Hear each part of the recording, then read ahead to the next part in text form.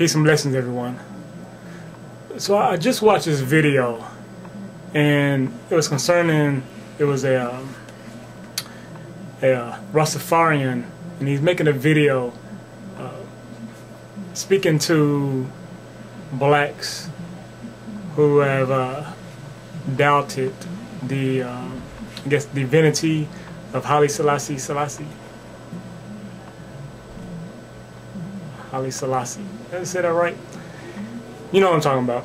I don't know if I said Haile Selassie, right? Not gonna go into all the backstory of that Rastafarianism and whatnot, but for those you know what I'm talking about. For those you don't, you can look it up. But the reason for making this video is at one point he was speaking on Barack Obama, and he was trying to relate how some people doubt that Haile Selassie was Ethiopian, that maybe he was of a different ethnicity or race or whatnot. And then he spoke about how Obama is half black and not half white. And it got me to thinking, he is half white and half black. So why is it that he's black? Why is it that he can become the first black president? Why is it not that he'll just be another white president? And of course, we know, because it has been determined a long time ago, that if you have one drop of black blood in you, then you're considered black. But if you really think about that, you think about a couple levels. For one, the reason that was decided, that classification, is because whites determined that it was basically a disease if you was part black. So for them, it's the same as saying if you have one drop of HIV infected blood in your blood system, then you have HIV. Blackness was a disease to them. So if you had any whatsoever, you caught that disease. You had sex with the black, you were apt to catch a disease. And then in the bigger scope of it, it makes you question if there's such thing as race. Because the fact that we are, within each of us, we have so many different types of blood, if you will, that can we really be defined as such? Is there a black? Is there a white? I'm black. I identify myself as black. But my skin color, even though this is a black and white film, is literally brown. There are people whose skin color is black, who can be said they are black because they are black. I am brown. My youngest son is considered high yellow, or white people call him fair skinned.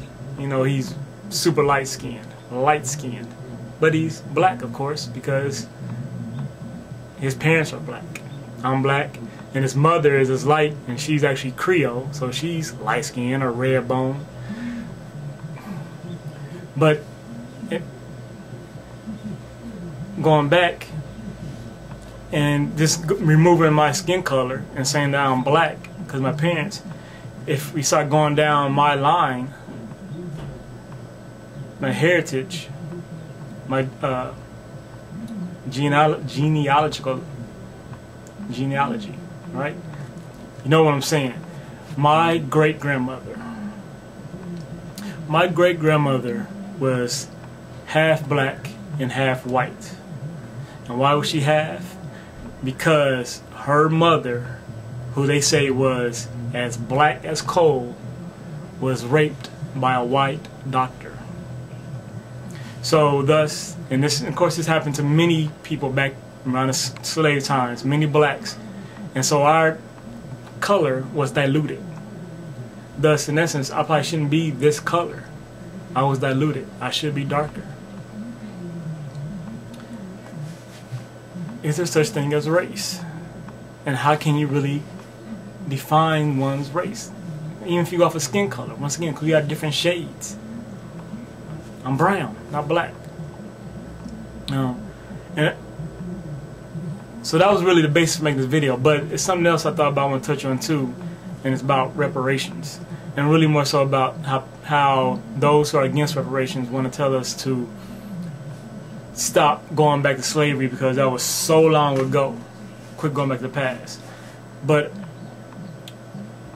I want you to think about this. Going back to my great-grandmother. My great-grandmother died in 1987. She was 99 years old, meaning she was born in 1888. Meaning she was born approximately 23 years after official abolition of slavery, when the 13th Amendment was passed. 20 years. It's only 20 years after slavery was officially gotten rid of. So think how close in connection that puts us to slavery, or puts me. I was alive, directly associated with, in contact with someone who was only 20 years away from slavery. 20 years. 20 years from the death of Abraham Lincoln, which was the same year as the 13th Amendment was passed. So if he wouldn't have been assassinated, if he would have died of natural causes, she could have been alive at the time of Abraham Lincoln. And when we think about Abraham Lincoln, we think that's so long ago. And we try to do that slavery. But once again, I was directly connected. Now, of course, it went from my great-grandmother to my grandmother, to my father, to me. But because I was directly in contact with my great-grandmother, it sort of skips over my grandmother and my father, that connection.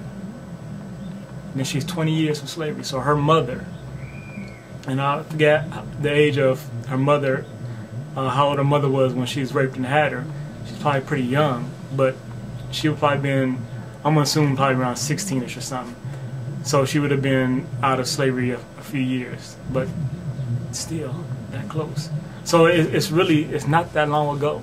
Slavery did not take place that long ago. There's still a very close connection. And that's why it has not been forgotten. That's why people don't want to move on and stop talking about it, because we're just that close. All right, so think about those things. All right, God bless everyone. Peace and love.